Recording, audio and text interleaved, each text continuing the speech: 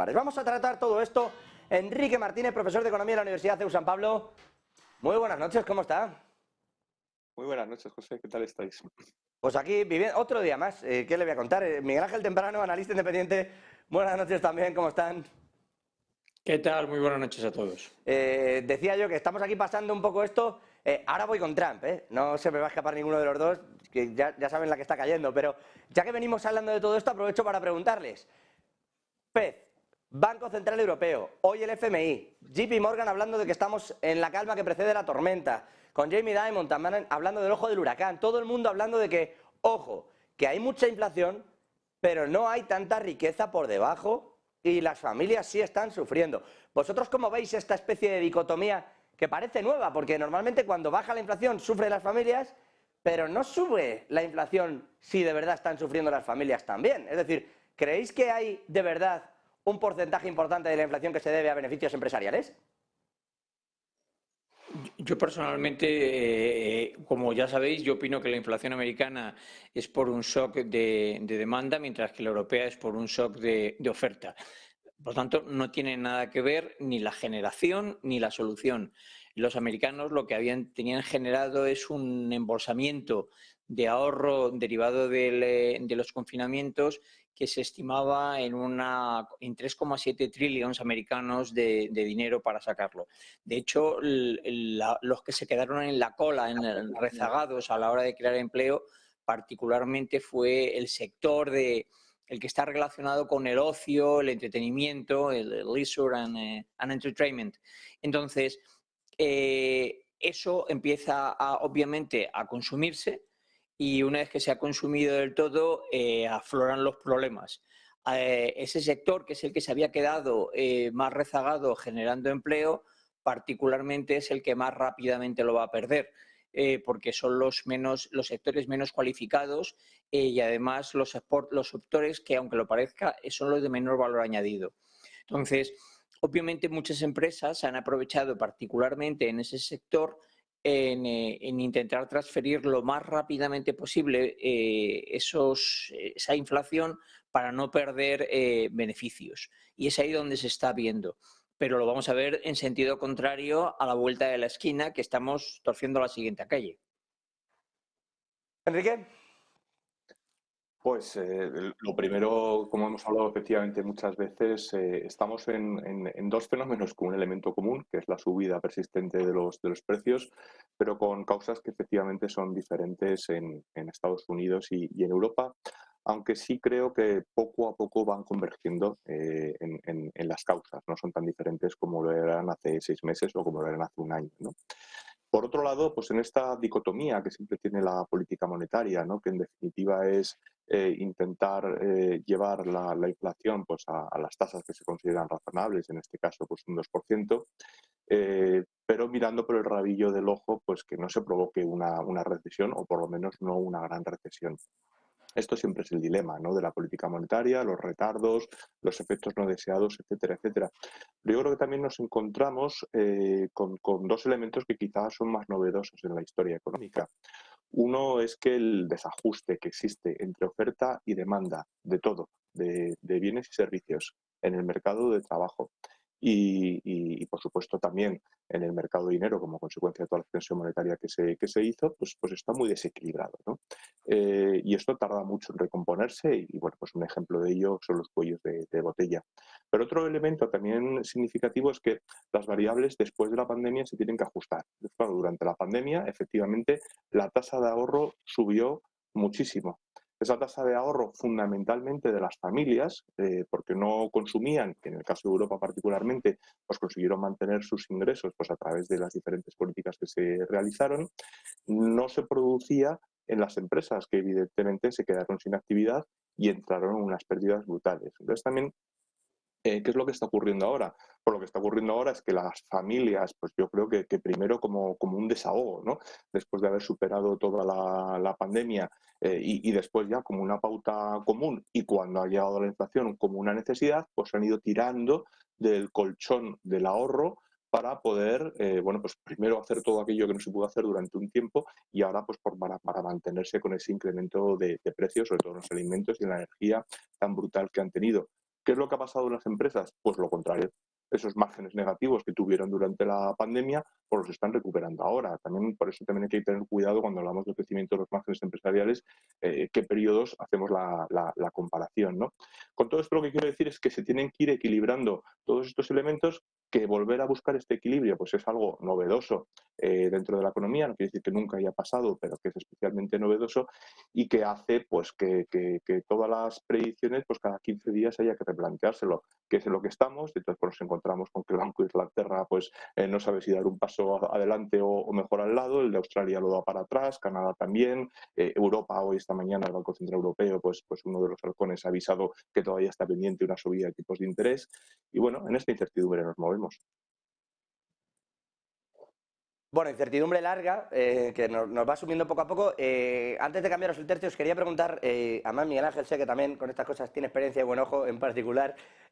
Quería saber, con el tema del shadow banking y también con esto de lo que son las entidades financieras no bancarias, está habiendo mucha polémica, porque se habla de que el verdadero riesgo, el riesgo real de la economía, en realidad son estos apartaditos, es decir, que esas entidades financieras no bancarias están dando un crédito a una serie de personas que a lo mejor no son capaces de pagarlas y que a su vez tienen los colaterales puestos dentro de la banca y que esto puede suponer, en realidad, el golpe que está por venir. De hecho, hoy el Fondo Monetario Internacional le recomendaba al BCE que busque formas de dar liquidez en estados de emergencia a este tipo de asuntos. ¿Cómo veis vosotros, Enrique, Miguel Ángel, Enrique, este asunto y creéis que ahí puede estar la siguiente piedra de toque del sector bancario y, por lo tanto, de una posible crisis económica?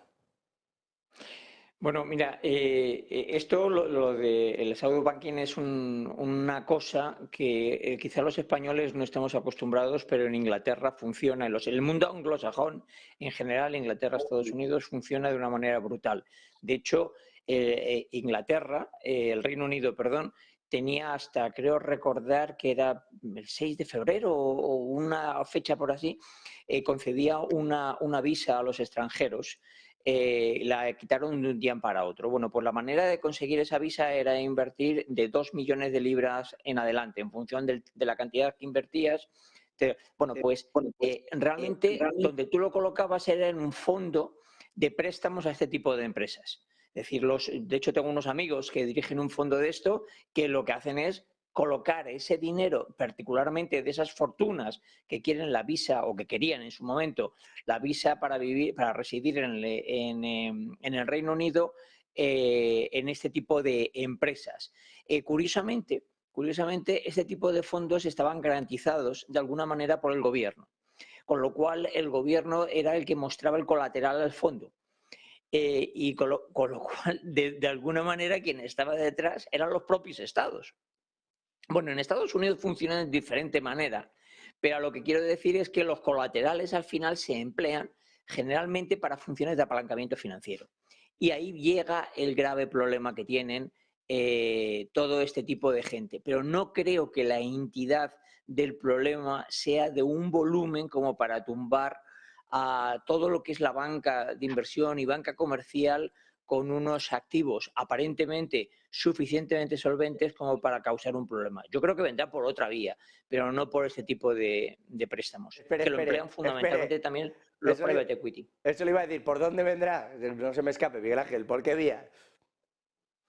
No lo sé. Es decir, yo creo que mira, tanto Goldman Sachs como Morgan Stanley, yo respeto muchísimo al economista, al estratega jefe, perdón, de Morgan Stanley. Me parece un tío de lo más razonable y además las predicciones las suele clavar. Y lo que todos han predicho es que a final de este año el S&P estaría en el orden de los 4.000, más o menos donde estábamos antes. Claro, el mercado se olvida de que en los 12 meses tiene que haber subidas y bajadas. Lo que ocurre es que las subidas son lentas y las bajadas son abruptas. Y claro, cuando llega una de estas bajadas, a todos nos tiemblan los pies, sobre todo porque generalmente vienen provocadas por algún problema. Claro, cuando metes en la jugada a los bancos, son palabras mayores. Cuando son las tecnológicas, bueno, pues no pasa absolutamente nada, tienen mucho peso, bueno, ahí qué pasa. Claro, cuando ya entran los bancos, a todos nos tiemblan las piernas. Y yo creo que es lo que está pasando, que en una de esas, bueno, pues ha tocado que ese que nos va a proporcionar esas bajadas para ir equilibrando el mercado durante el año sea el sector bancario. Y nos tiene a todos realmente asustados. Enrique. Bueno, yo creo que Miguel Ángel, con lo que nos ha comentado, evidentemente es un buen conocedor de esto, ¿no?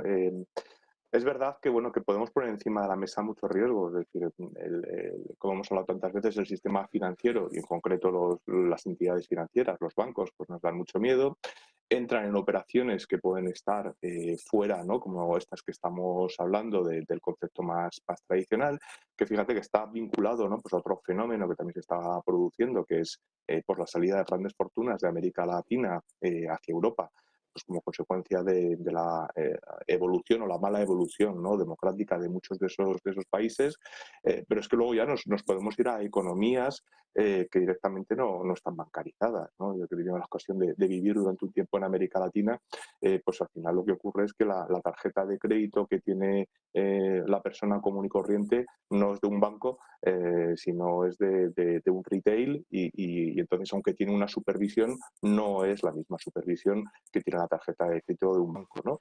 Por tanto, claro, todo esto son riesgos que cada vez son menores, como explicaba Miguel Ángel, el centro y el núcleo está donde está, luego estos parecen más pequeños y no deberían ser lo que desencadenaran ninguna gran crisis, pero al fin y al cabo hay que estar atento a todos porque, bueno, cualquier cosa que provoca la caída pues, de un país de América Latina que empieza a generar pues, un efecto en cadena, y no se sabe hasta dónde puede llegar, ¿no? Por lo tanto, bueno, yo creo que durante los próximos meses vamos a tener muchas alertas de este estilo, sean reales o no sean reales, pero que forman parte de los riesgos y de la reacción al riesgo que tenemos ahora mismo. Bueno, pues vamos a ver qué ocurre con... Sí, no sé si Miguel quería decir algo. Bueno, decía yo, vamos a ver qué ocurre con todo eso y con esos riesgos que están por venir y que los tenemos casi encima, en realidad, con el sector bancario. Ahora vuelvo a lo económico, quiero hablar de las perspectivas que se están dando para la zona euro y quiero hablarles del dato de España, de paro. Yo sé que es muy local, pero aquí nos hallamos un poco sorprendidos, es un datazo, si lo mira uno en términos absolutos, pero claro, luego va uno al detalle y quisiera preguntar por ciertos márgenes, ¿no? Que a lo mejor, claro, entre fijos discontinuos que... Bueno, que no me lío, que quiero que vean esto. Donald Trump, llegando, momento histórico, a la corte, ya le han tomado huellas como detenido, como arrestado en Estados Unidos. Vamos a ver si lo pueden ver en pantalla, si lo podemos mostrar. A Donald Trump llegando y saludando, ahí le tienen a sus partidarios justo a la entrada de esa corte penal del estado de Manhattan, del distrito de Manhattan. Se enfrenta a cargos, entre otros, de financiación ilegal, de campaña, etcétera, etcétera, por un pago que presuntamente realizó a la actriz Stormy Daniels de $130.000. El pago parece que lo realizó su abogado entonces, el señor Cohen, que ha reconocido que lo hizo así y que ha perdido su licencia por ello, pero ahora dice Trump que esto nunca lo mandó él, que él no tenía ni idea, que él no pretendía cubrir nada y que desde luego, si por él hubiera sido, eso eran calumnias y difamaciones y lo hubieran dejado hablar porque no hay nada y nunca pasó nada. En eso está Donald Trump, que se va a declarar inocente de todos los cargos. Hay rueda de prensa del fiscal del distrito de Bragg justo después de esto y después además también, pero ya a las 2:15 de la mañana hora central europea o hora española, hay rueda de prensa en Mar-a-Lago, en Florida, del propio Donald Trump.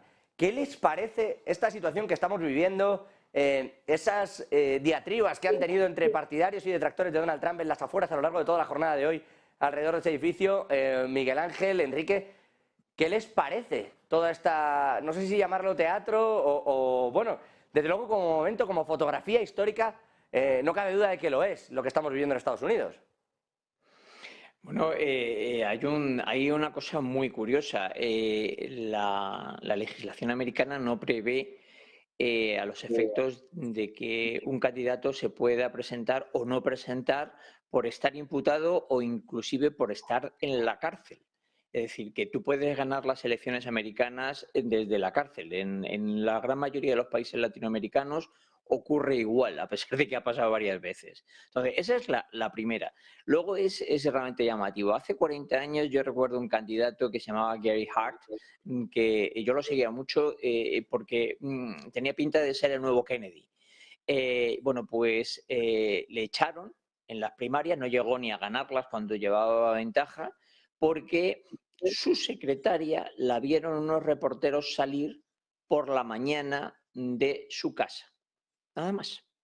Es decir, el puritanismo de la América profunda es brutal. Bueno, pues ese puritanismo, porque claro, Estados Unidos no tiene nada que ver lo que tú puedes ver en Filadelfia, Nueva York, Chicago, Los Ángeles o San Francisco, con el que tú puedes ver en Louisville, Kentucky, o inclusive a 120 kilómetros de Pensilvania, de Filadelfia, en Pensilvania. Ese puritanismo precisamente ha sido el que ha votado a un señor que ha dicho realmente barbaridades de las mujeres. Es curioso, porque la América profunda sigue siendo igual de puritana. Yo recuerdo una comida en Nueva York con unas personas y había pues una chica de origen irlandés. Fue la época donde Clinton tenía el problema con Mónica Lewinsky y se me ocurrió hacer una broma. Bueno. ¿Qué dije? Creí que me comía. Que en lugar del filete se me comía a mí. Bueno, pues esa misma América está ahí. Y no nos olvidemos, ahora mismo Ron DeSantis, que era el candidato de los republicanos moderados, aunque Ron DeSantis de moderado no tiene nada, el gobernador de la Florida, Trump le saca 30 puntos en las encuestas. Yo veo imposible que Ron DeSantis recupere eso, pero tal y como está la situación, en los 3 estados que realmente se va a repartir la tostada, porque el resto los necesitan ganar los demócratas, que es Wisconsin, Michigan y Pensilvania, ahora mismo gana Trump las elecciones. Y el resto del planeta, y particularmente los europeos, tenemos un problemón, ¿eh? Enrique, por cierto, me perdonáis un matiz. Efectivamente, te puedes presentar a las elecciones salvo que te inhabiliten en la sentencia. Bueno, perdón, pero eso lo tiene que hacer el Supremo. Sí, por eso. El tribunal no tiene capacidad de hacerlo. Pero que se puede pedir, el gran jurado puede pedir la inhabilitación, que sería la que efectivamente, como dice Miguel Ángel, tiene que confirmar el Supremo, pero esto podría ocurrir a marchas forzadas antes de 2024 si se diera. Todo esto es, como decía la buena de mi madre, gimnasia mental. Pero depende de cómo ocurran las cosas, podría ocurrir o no. Enrique, al respecto de Donald Trump. Pues fíjate, yo me estaba acordando de un capítulo de Crown en el que el profesor o el mentor de la reina, creo que era el vicerrector de Eton, le explica que es importante en la Constitución la eficiencia y la solemnidad, ¿no? Entonces el gobierno es la eficiencia, quien tiene que hacer las leyes, quien tiene que atender a los electores, mientras que la corona es la solemnidad. Claro, en Estados Unidos, como tiene un sistema que, lógicamente, y por su origen histórico, pues, huía, ¿no?, de la corona, es presidencialista y al final tiene que reunir las dos cosas, la eficiencia y la solemnidad. Hombre, lo que vimos durante el mandato de Trump y sobre todo el día que terminó su mandato, ¿no?, con esa llamada pues, a sus seguidores a asaltar el Congreso, pues está muy lejos de la solemnidad, de la legitimidad. Todo lo que estamos viendo ahora está muy lejos de la solemnidad y de la legitimidad. Entonces, que efectivamente Donald Trump pudiera seguir adelante y llegara de nuevo a la presidencia de Estados Unidos, pues yo creo que sería un problema para todo el mundo, ¿no? Como decía Miguel Ángel, también para Europa. Porque al fin y al cabo lo que sería es que Estados Unidos entraría en la deriva pues, de otros países en los que efectivamente personas que han estado condenadas o han estado en la cárcel, incluso por golpes de Estado, pues terminan llegando al poder con esa legitimidad que han ganado, ¿no? Cuando alguien les ha rehabilitado después de haber hecho cosas que objetivamente pues no caben dentro de una democracia liberal, y a partir de ahí se empieza a torcer el destino de un país. Y si encima ese país pues bueno, sigue siendo el líder global como lo es Estados Unidos, pues realmente sería muy, muy preocupante. Bueno, pues vamos a verlo, que vamos a tener tiempo de analizar efectivamente qué va a ocurrir con todo esto. Ya están, bueno, les vamos a dar también aquí en Negocios Televisión la rueda de prensa de Bragg, que esto también es algo que aquí nos parece sorprendente, ¿no? Que es el fiscal que te acusa y que te mete en todo este sarao. Ya no es que le hagan un canutazo a la puerta, es que directamente monta una rueda de prensa después del primer día del juicio contra un expresidente de los Estados Unidos, que no deja de ser curioso. El caso es que ya le han tomado huellas, ya ha sido arrestado, en lo que él decía el propio Trump, que le parecía sorprendente que esto estuviera ocurriendo en América, pero bueno, está ocurriendo, es histórico. Dará rueda de prensa al señor Bragg y la daremos aquí, y a las 2:15 de la mañana Donald Trump, también desde Florida, desde Mar-a-Lago. Y decía Miguel Ángel temprano que Ron DeSantis, que es quien en teoría podía disputarle esto, está lejos el señor DeSantis de poder disputar esa carrera. Bueno, está intentando ganar, y con esto les dejo la política internacional, pero le pregunto, está intentando ganar apoyos cargando contra el parque temático Disney en Florida por un tema de sexualización de jóvenes, en fin, que les está intentando cambiar la Junta, ¿eh? O sea, la fórmula de DeSantis para intentar llevarse gente al bolsillo está siendo curiosa. Vamos a ver, DeSantis de moderado no tiene absolutamente nada. Eso es lo que todo el mundo tiene que entender. Ha sido un buen gestor. La Florida durante los 4 primeros años de su mandato como gobernador ha crecido y ha crecido mucho, pero de moderado no tiene absolutamente nada. Es más, yo no sé si el discurso es tan radical porque sabe que tiene que captar para poder ganar la nominación republicana a los a los votantes radicales de Trump, pero el discurso está fuera de lugar. Y bueno, vamos a ver si al final y esto sigue así, porque si esto sigue así a Trump, creo recordar que le quedan 5 o 6 causas muy gordas y que en buena lógica vamos a verlas de aquí, por lo menos en esta situación que estamos viendo ahora, de aquí a que se produzcan las elecciones. Yo creo que es complicado que se termine juzgando y condenando antes de las elecciones a Trump, que es otra de las cosas. Es curioso, aquí te condena o inicialmente te quiere imputar el fiscal, pero no lo hace.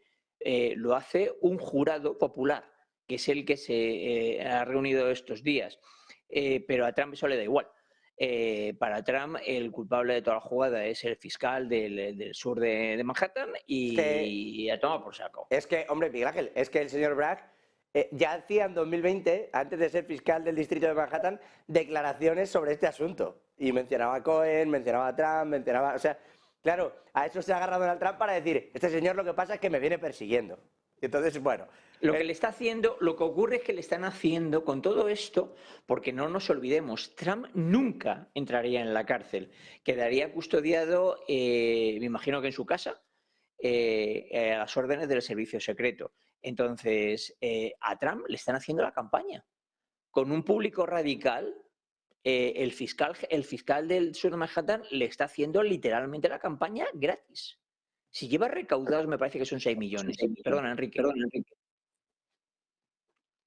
Sí, no iba a decir, si me permitís, ¿no?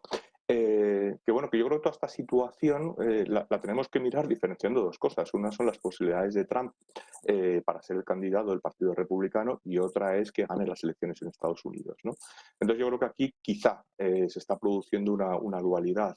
Todo este show pues probablemente le está beneficiando en su carrera a la presidencia dentro del Partido Republicano, a ser el candidato, pero entiendo que también le estará perjudicando en sentido contrario en su carrera final, ¿no? En el caso de que fuera el candidato del Partido Republicano para llegar a la presidencia. En cualquier caso, yo creo que con esto también hay que hacer una reflexión importante y es cuál es la responsabilidad de los partidos políticos. Y creo que la responsabilidad de los partidos políticos, una responsabilidad muy importante, es impedir que determinadas personas lleguen a la candidatura. Y que cuando digo determinadas personas, pues son determinadas personas que tengan determinadas características, pues como podría ser, por ejemplo, de ser autócratas, ¿no?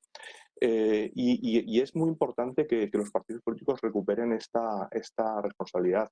No hace demasiados años, en los dos grandes partidos americanos, pero particularmente en el Partido Republicano, había una posibilidad de veto.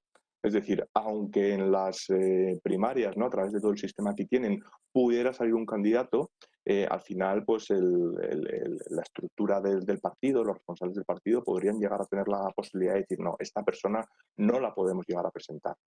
Eso se eliminó hace tiempo, parecía algo bueno, porque era mejorar la calidad democrática dentro de los partidos y quizá ha llegado el momento de plantearse si al final, a través de esa vía, no se puede garantizar esto que debe hacer un partido político, que es evitar que personas que no cumplen determinados criterios puedan llegar a la carrera presidencial, pues a lo mejor hay que dar una vuelta a esto.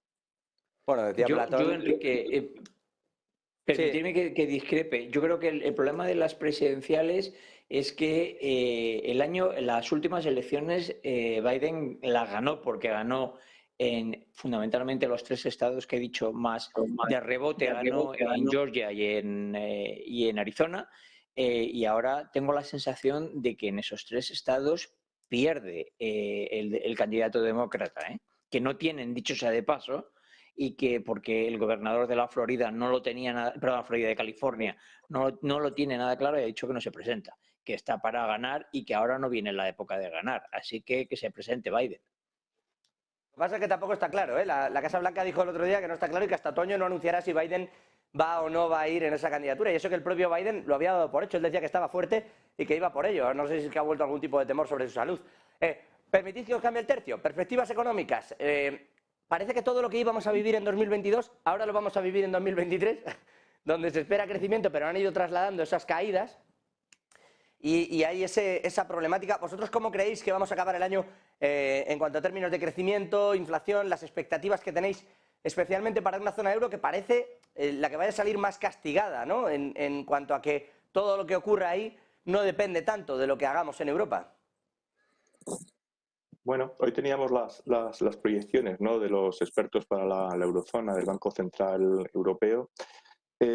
Bueno, y por un lado, efectivamente, todo lo que no pasó el año pasado pues se traslada para este, pero bueno, ahora también nos traemos cosas del año que viene, ¿no? Y entonces, pues resulta que las últimas proyecciones que están haciendo, comparadas con las de diciembre, con las últimas que teníamos, pues lo que hace es elevar el crecimiento de la zona euro, pues creo que es de 0,5 a un punto, si no recuerdo mal, ¿no?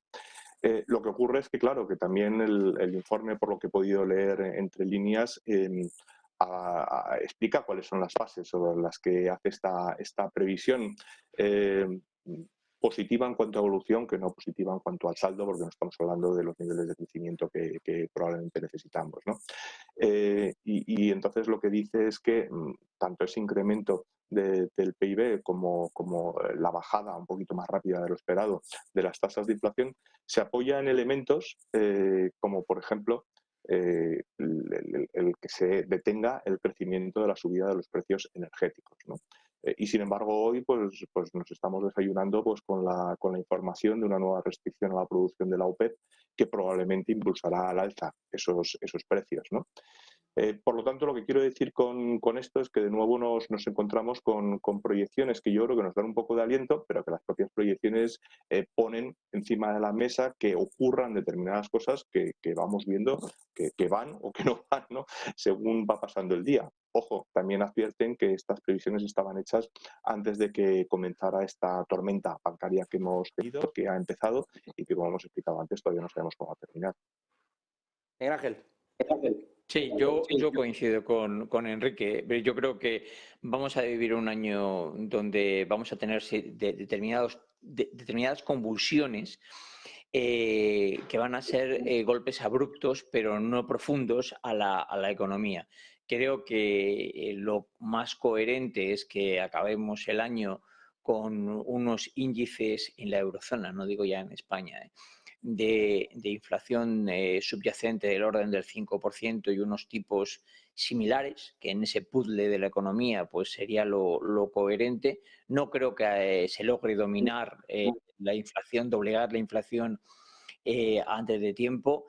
Y lo que sí que creo es que los índices de desempleo, desgraciadamente, van a subir, pero no de una manera abrupta. O sea, yo creo que podemos entender la recesión como una situación de estanflación o decir, oye, pues cuando tengo un crecimiento prácticamente nulo y una inflación del 5%, pues llamémosla como queramos, pero eso significa perder un 5% todos los años, ¿no? Entonces yo creo que es lo que se va a llevar. Y por el camino, pues como he dicho antes, desgraciadamente, el sector que va a provocar las correcciones en los mercados financieros va a ser el bancario, que es el que al resto de los mortales más le importan.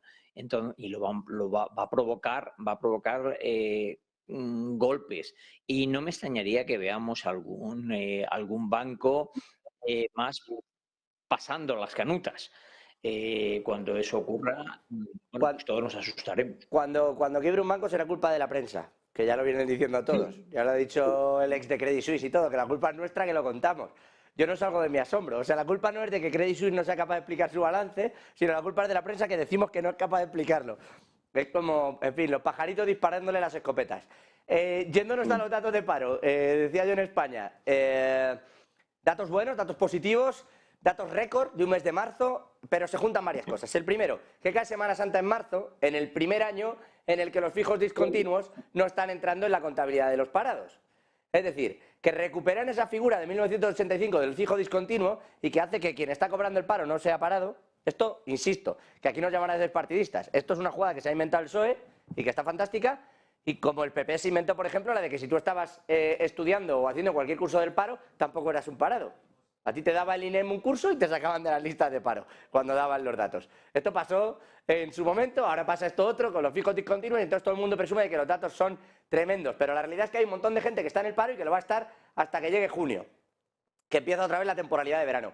Y claro, se da esa circunstancia, Miguel Ángel Enrique, coincidiendo con una Semana Santa en marzo, casi completa, porque vemos que se les ha contratado ya, de hecho el 35% de la bajada del desempleo pertenece a contrataciones de hostelería. ¿Vosotros cómo veis este dato? ¿Cómo veis de fuerte en realidad el mercado laboral en España? Fíjate, Personalmente lo veo muy débil, ¿eh? Enrique, por favor. Sí, muchas gracias, Miguel Ángel. Es decir, uniendo lo que estamos hablando antes, yo creo que para que pongamos las cosas también en perspectiva, es decir, ¿qué es lo que tenemos? Tenemos en Estados Unidos pues unas tensiones inflacionarias muy altas, como muy bien explicabas en la editorial, entre otras cosas porque el mercado de trabajo está en pleno empleo. ¿Y qué quiere decir en pleno empleo? Que están pues, alrededor del 3,5, como mucho 4% de paro. En Europa, aunque tienen matices diferentes, también tenemos una situación inflacionista como consecuencia de que el mercado de trabajo de Europa, y hoy lo dicen también las perspectivas de la zona euro, también está muy potente. ¿Y qué quiere decir esto? Quiere decir que Europa se encuentra no en pleno empleo, pero cerca, porque tiene unas tasas de desempleo del 6%. ¿Qué es lo que ocurre en España? Lo que ocurre en España es que tenemos una tasa de paro que no es que sea el doble que la de la Unión Europea, sino es que es la del doble que la mejor tasa de paro que hemos tenido en la historia reciente, que fue pues, en el año 2006, 2007, no recuerdo exactamente en qué año, que estaba alrededor del 7%. Es decir, que mientras Estados Unidos o el conjunto de Europa está en tasas de desempleo históricas por bajas, resulta que en España estamos en el doble de nuestro mejor éxito de hace ya bastantes años, ¿no? Y esta es la foto que tenemos que poner estructural para entender lo que está ocurriendo. Luego, lo segundo que yo creo que también es relevante es que tenemos un serio problema cuando resulta que ya hasta un dato como el de la tasa de paro lo tenemos que poner en cuarentena porque resulta que hay que recalcular. Hay que recalcular porque para saber de lo que hablamos tenemos que calcular lo que llamamos ahora el paro efectivo, ¿no? Que es sumar las personas que están con un contrato fijo discontinuo pero sin estar en actividad, como en su momento teníamos que sumar a las personas que estaban en un ERTE. Y esto genera una desconfianza enorme. Es decir, si no nos podemos fiar de una institución como son los datos estadísticos, pues empezamos a tener problemas. A partir de ahí, ya entrando en la harina del dato que hoy, pues yo creo que hay un dato que es irrefutablemente bueno, que es que ha subido el número de afiliados a la Seguridad Social. Eso siempre es una buena noticia. Pero el resto de datos puestos en este contexto, además, que decía antes, pues no son buenos. ¿Qué no es bueno? Pues resulta que las contrataciones pues han caído alrededor de un 20% respecto a las contrataciones de hace un año, interanual. Eso evidentemente no es bueno. Hay mucha gente que está entrando y saliendo, si ya está contratada, Enrique. Claro. ¿Qué es lo que no es bueno? Pues efectivamente, si quitamos los demandantes de empleo, pues nos movemos por encima de los 4 millones de personas. ¿Por qué? Porque solamente en este mes, pues creo que ha habido 35.000 personas que han tenido más de un contrato indefinido. Es decir, cuando tú en un mes tienes más de un contrato indefinido, ¿qué tipo de contrato indefinido es ese, no? Por lo tanto, bueno, yendo, digamos, a lo más coyuntural, pues también nos encontramos efectivamente con que viene la Semana Santa. Eso ayuda. Felicitémonos de los buenos datos, que quiere decir que suban los afiliados a la Seguridad Social, pero tengamos en cuenta que viene rodeado de datos que son muy malos y en ese contexto que lo ponía yo. Estamos en el doble de nuestro mejor hito histórico de tasa de paro, cuando nuestros países con los que nos tenemos que comparar, la Unión Europea y Estados Unidos, están en sus máximos históricos. Miguel Ángel. Yo os haría una pequeña reflexión, porque coincido con Enrique prácticamente en todo. Haría una reflexión. Un trabajador que está el día 1 de enero, perdón, 1 del mes, el primero del mes, en el desempleo y que lo contratas el día 29 del mes, figura como que está trabajando y se ha tirado todo el mes en el desempleo. Si ese trabajador lo despides el día 15, ese trabajador ha trabajado 15 días, lo que antiguamente era un trabajador a tiempo parcial o como le quisieras llamar, por obra, lo que fuese. Cuando falseas los datos, no solo engañas a los demás, sino que te engañas a ti mismo. Y estamos viviendo una época donde en España el gobierno no solo nos miente a nosotros, sino que se mienten ellos. La pregunta es, ¿eso está convenciendo a la gente? ¿La gente se lo está creyendo o no? Bueno, pues lo vamos a ver dentro de, me parece que son escasamente 60 días. Queda nada. Vamos, poquito de menos. Miguel Ángel Temprano, Enrique, gracias a los dos que estáis siempre al quite por este análisis. Me voy a quedar también con respecto a este último tema, con esa reflexión de Enrique que decía, hombre, si tienes 2 contratos, si 35.000 personas empiezan el mes en paro y acaban el mes con otros 2 contratos indefinidos, pues ahí, con esa coincidencia que decís los dos, en realidad, ¿qué está pasando? ¿No? ¿Qué mercado laboral, en realidad, qué solidez del mercado laboral real estás teniendo? Parece un poco que te toman el pelo, pero, chico, como diría Winston Churchill, solo me fío de las estadísticas que yo manipulo. Miguel Ángel, Enrique. Gracias. Muy bien. Adiós.